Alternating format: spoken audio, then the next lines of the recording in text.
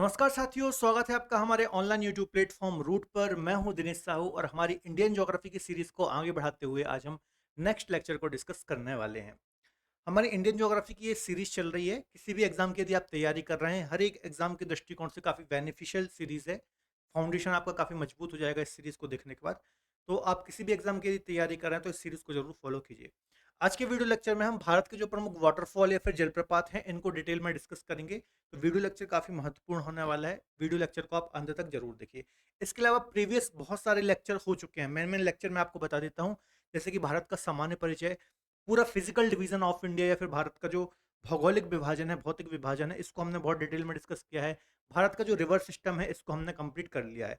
तो ये ऐसे टॉपिक है जहां से एग्जाम में बहुत ज़्यादा क्वेश्चन देखने को मिलते हैं। तो इन सभी लेक्चर्स को आप देख लीजिए। सारे लेक्चर आपको वहां पर थ्योरी प्लस एमसीक्यूज मिल जाएंगे। तो सारे लेक्चर आप देख लीजिए, ठीक है। चलिए, टॉपिक को स्टार्ट करने से पहले थोड़ा सा मैं आपको अपडेट देना चाहूंगा। यदि आप हमारे साथ जुड़ करके किसी भी एग्जाम की तैयारी करना चाहते हैं तो हम प्ले स्टोर से आप हमारी रूट एप्लीकेशन को डाउनलोड कर सकते हैं। यहाँ पर आपको डिफरेंट फाउंडेशन कोर्सेज मिल जाते हैं। तो इन कोर्सेज को आप अवेल कर सकते हैं और हमारी जो अलग अलग एक्सपर्ट फैकल्टी है उनके साथ जुड़ करके पढ़ सकते हैं। यहाँ पर आपको लाइव और रिकॉर्डेड दोनों तरीके के कोर्सेज मिल जाते हैं। तो अपनी सहूलियत के हिसाब से आप यहाँ पर अवेल कर सकते हैं, ठीक है। इसके अलावा मुझसे ज्योग्राफी पढ़ना चाहते हैं इंडियन ज्योग्राफी हो या फिर वर्ल्ड ज्योग्राफी हो, तो ज्योग्राफी भी आप मुझसे यहाँ पर पढ़ सकते हैं। लाइव और रिकॉर्डेड दोनों तरीके के कोर्सेज आपको यहाँ पर मिल जाएंगे। और हाल ही में हमारी करंट अफेयर की ई बुक लॉन्च हुई है, आपको यहाँ पर दिख रही होगी। तो इसको भी आप अवेल कर सकते हैं। आप ऑर्डर कर सकते हैं अमेजोन वगैरह से। इसके अलावा स्क्रीन पर जो नंबर यहाँ पर दिया हुआ है उस पर भी कॉल करके आप अपडेट ले सकते हैं, ठीक है। बहुत ही सिस्टमेटिक वे में हमने इस बुक को डिजाइन किया है, तो एक बार आप इसको जरूर रीड कीजिए। चलिए, सीधे हम टॉपिक को स्टार्ट करते हैं। लास्ट लेक्चर में हमने भारत की प्रमुख जो लेक्स हैं उनको डिस्कस किया था, ठीक है। आज हम प्रमुख वाटरफॉल को डिस्कस करेंगे, ठीक है। तो सबसे पहले कर्नाटक राज्य के कुछ महत्वपूर्ण वाटरफॉल है उनको हम डिस्कस कर लेते हैं, जहां से बार बार एग्जाम में क्वेश्चन रिपीट होते हैं। तो सबसे पहला जो वाटरफॉल है वो है जोग गरसोप्पा जलप्रपात या फिर जोग जलप्रपात। क्या नाम है? जोग गरसोप्पा या फिर जोग जलप्रपात, ठीक है। इसको हम महात्मा गांधी जलप्रपात के नाम से भी जानते हैं। किससे? महात्मा गांधी, ठीक है। तो कई बार एग्जाम में इस नाम से दिया जाता है कि महात्मा गांधी जो जलप्रपात है वो किस राज्य में है, ठीक है, या फिर किस नदी में है। नदी की बात की जाए तो शरावती नदी, ठीक है। इसकी हाइट की बात की जाए तो 253 मीटर इसकी हाइट है। तो ऐसे फैक्ट एग्जाम में पूछ लिए जाते हैं बच्चों, आपको याद रखना है। शरावती नदी को हमने डिस्कस किया था, कर्नाटक रीजन से निकलती है और अरब सागर में ही गिरती है ना। इसके बारे में हमने डिस्कस किया था जब हम अरब सागर में गिरने वाली नदियों को डिस्कस कर रहे थे, ठीक है। तो याद रखिएगा, ये तीन जो पॉइंट लिखे हैं यहाँ से एग्जाम में क्वेश्चन आते हैं, आपको ध्यान से इनको पढ़ना है, ठीक है। देखिए, इसे गरसोप्पा या फिर महात्मा गांधी जलप्रपात के नाम से भी जानते हैं। शरावती नदी पर है और इसकी हाइट कितनी है? तो 253 मीटर इसकी हाइट है। स्थान कौन सा है? तो शिमोगा जिला, ठीक है। कर्नाटक का जो शिमोगा जिला है यहाँ पर ये देखने को मिलता है। तो किसी भी फैक्ट से एग्जाम में क्वेश्चन आ सकता है, ध्यान से आपको नोट डाउन करना है, ठीक है।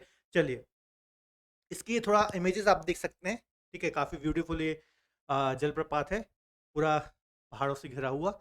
अगला है कर्नाटक राज्य का एक और जलप्रपात, शिव समुद्रम जलप्रपात। ये भी बहुत ही महत्वपूर्ण जलप्रपात है, कावेरी नदी पर स्थित है और 98 मीटर इसकी हाइट है। इसके अलावा यहाँ से इस पर हाइड्रो इलेक्ट्रिक प्रोजेक्ट भी चलता है जिससे बिजली का उत्पादन किया जाता है, ठीक है। तो याद रखना है, कावेरी नदी पर स्थित है। नदी इंपॉर्टेंट है, राज्य इंपॉर्टेंट है, कर्नाटक राज्य में है, मांड्या जिले में के अंतर्गत ये आता है और इससे जल विद्युत का उत्पादन भी होता है, ठीक है। तो यहाँ से एग्जाम में क्वेश्चन आता है कि निम्न में से किस वाटरफॉल से जल विद्युत का उत्पादन किया जाता है? तो शिव समुद्रम जो वाटरफॉल है इससे ही उत्पादन किया जाता है। नेक्स्ट है कुंचिकल फॉल या फिर कुंचिकल जलप्रपात ठीक है। तो ये भारत का बच्चों सबसे ऊंचा जलप्रपात है, ठीक है। 455 मीटर इसकी हाइट है। कितनी है? 455 मीटर इसकी हाइट है और वराही नदी कर्नाटक में ये स्थित है।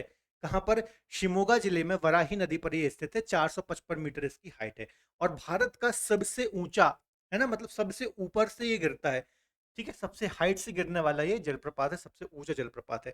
तो नदी का नाम भी याद रख लेना, वराही नदी है, ठीक है।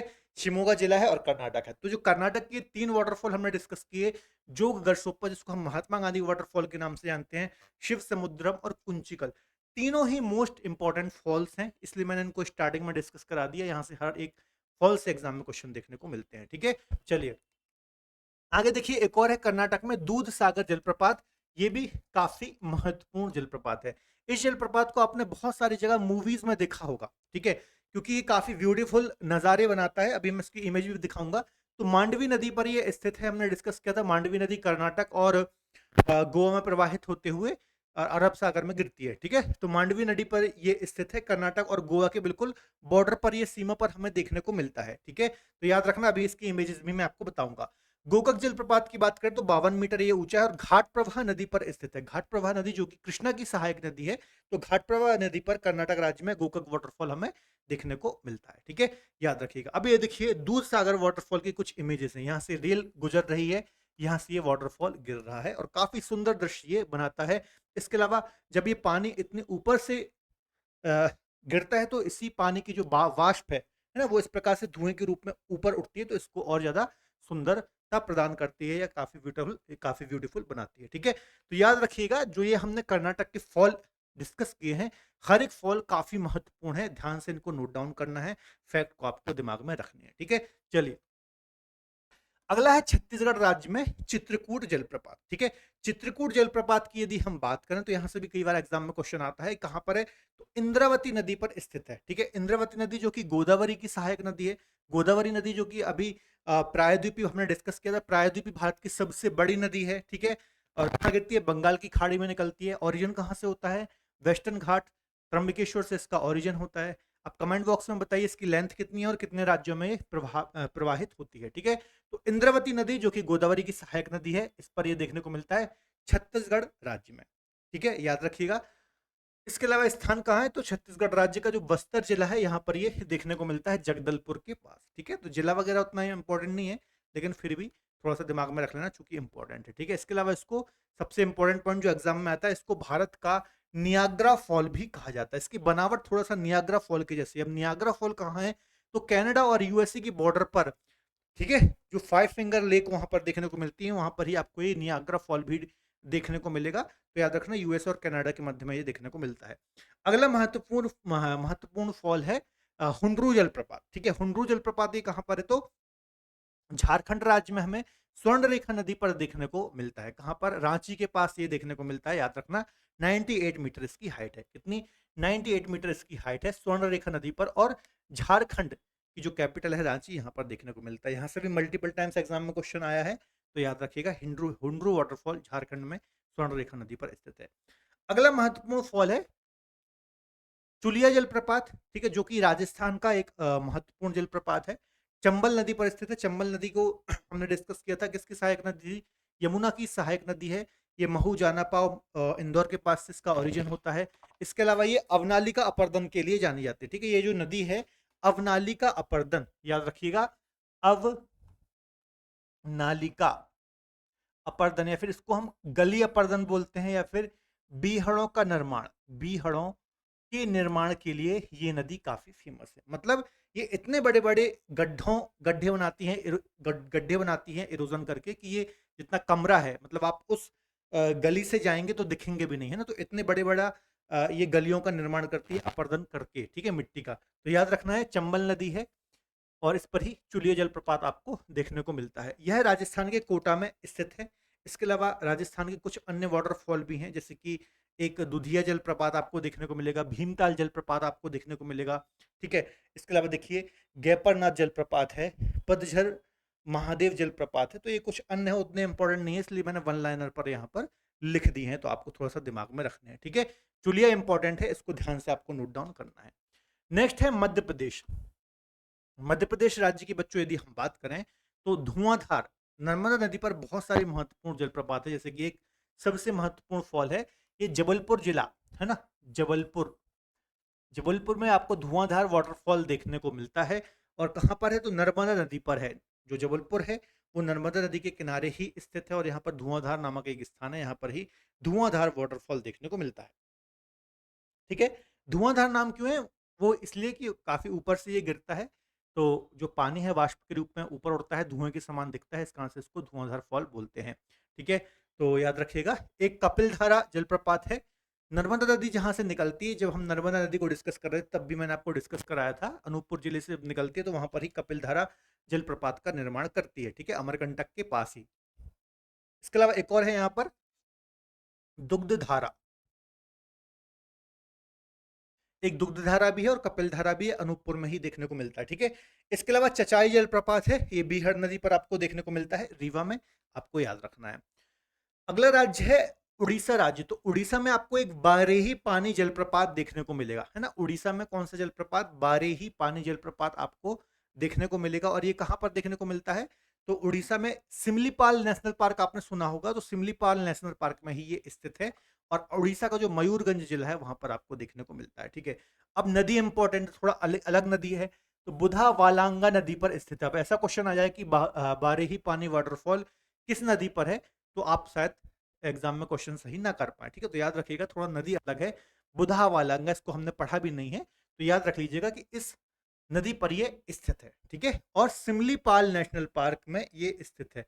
ऐसा भी क्वेश्चन आ सकता है, यदि देखिए कोई वाटरफॉल किसी हिल स्टेशन में है, किसी महत्वपूर्ण माउंटेन में है, किसी नेशनल पार्क में है, तो और इंपॉर्टेंट हो जाता है, ठीक है। तो इस कारण से याद रखना है। वैसे भी इंपॉर्टेंट वाटरफॉल है और काफी ऊंचा जलप्रपात भी है, ये 399 मीटर इसकी हाइट है, ठीक है।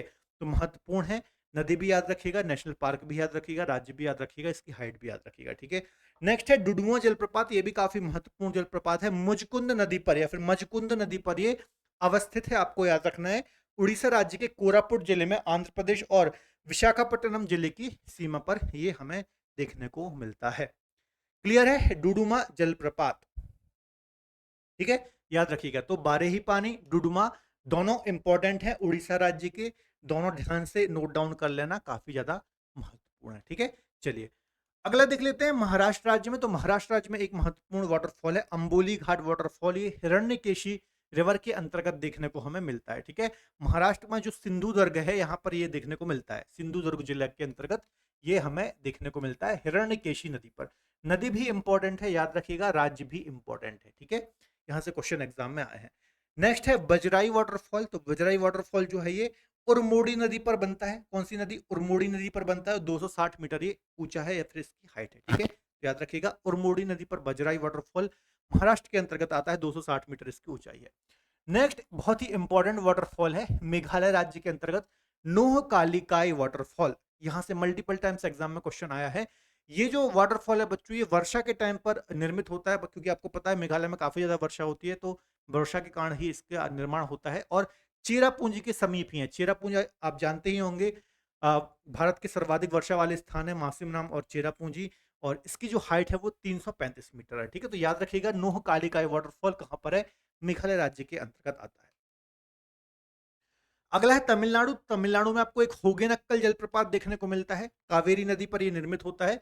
तमिलनाडु और कर्नाटक की बॉर्डर पर यह बनता है, ठीक है, और 20 मीटर ऊंचा है। तो याद रखिएगा, होगेनक्कल वाटरफॉल, नदी इंपॉर्टेंट है, राज्य इंपॉर्टेंट है। कावेरी नदी, तमिलनाडु राज्य, तमिलनाडु कर्नाटक की बॉर्डर पर वैसे बनता है, लेकिन तमिलनाडु के अंतर्गत ये आता है, आपको याद रखना है, ठीक है।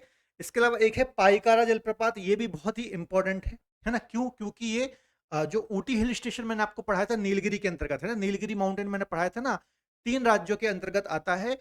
कौन कौन से राज्य? तमिलनाडु, केरल और कर्नाटक, ठीक है। जहां पर पूर्वी घाट और पश्चिमी घाट मिलते हैं, वहां पर नीलगिरी देखने को मिलता है। और इसी नीलगिरी में एक ऊटी हिल स्टेशन भी मैंने आपको बताया था, तमिलनाडु राज्य में, ठीक है। और यहाँ पर ही आपको पायकारा वाटरफॉल देखने को मिलता है, याद रखिएगा, ठीक है। नीलगिरी पर्वत पर ये स्थित है और ऊटी ऊट कमंडलम हिल स्टेशन के अंतर्गत आता है। तो एग्जाम में ऐसे ही क्वेश्चन बनेंगे कि ऊटी हिल स्टेशन में कौन सा वाटरफॉल है, नीलगिरी पर्वत में निम्न में से कौन सा वाटरफॉल है, ठीक है। तो याद रखिएगा। अगला है केरल। केरल में एक पालारूवी वाटरफॉल है, इसकी हाइट कितनी है? तो 90 मीटर इसकी हाइट है, आपको याद रखिएगा। हाइट इंपॉर्टेंट नहीं है, हाइट उन्हीं की याद रखिएगा जिनकी हाइट ज्यादा है या फिर बहुत इंपॉर्टेंट वाटरफॉल है, ठीक है, उनकी ही हाइट याद रखना है, ठीक है। मीन मुट्टी वाटरफॉल, ये भी आपको कहां पर? केरल में ही देखने को मिलता है। तो बच्चों, ये मैंने कुछ आपको वाटरफॉल याद कराए, सभी वाटरफॉल मैंने यहाँ पर कवर नहीं किए, नहीं तो आपको कंफ्यूजन होता है। क्यों? क्योंकि यदि मान लीजिए 100-150 वाटरफॉल आप यहाँ पर याद नहीं कर सकते, ठीक है। तो कुछ चुनिंदा जो मैंने आपको वाटरफॉल पढ़ाए हैं, यही एग्जाम में बार बार रिपीट होते हैं, इनको आप अच्छे से पढ़ लीजिए, नोट डाउन कर लीजिए। बाकी आपकी इच्छा हो तो किसी भी बुक को प्रेफर करके आप और भी वाटरफॉल को याद कर सकते हैं, ठीक है। जहां से एग्जाम में क्वेश्चन आते हैं, रिपीट होते हैं, उन सभी को मैंने यहाँ पर डिस्कस करा दिया है, ठीक है। चलिए कुछ क्वेश्चन भी जो एग्जाम में आए हुए हैं उनको हम डिस्कस कर लेते हैं। पहला क्वेश्चन है, भारत के किस जलप्रपात को महात्मा गांधी जलप्रपात के नाम से जानते हैं? ये वाला जो क्वेश्चन है, पहले इसका आंसर देख लीजिए।